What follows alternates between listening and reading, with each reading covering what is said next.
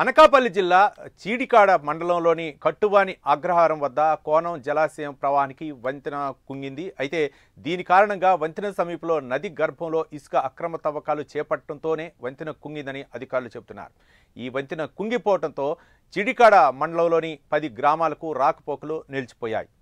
ఈ వంతెన 2 మండలాలకు అనుసంధానంగా ఉంది. దీంతో పలు గ్రామాలకు చెందిన ప్రజలు సుమారు 15 నుండి 20 కిలోమీటర్ల దూరం గల ఇతర మార్గాల ద్వారా ప్రయాణం చేయాల్సి వస్తోందని గ్రామస్తులు వాపోతున్నారు.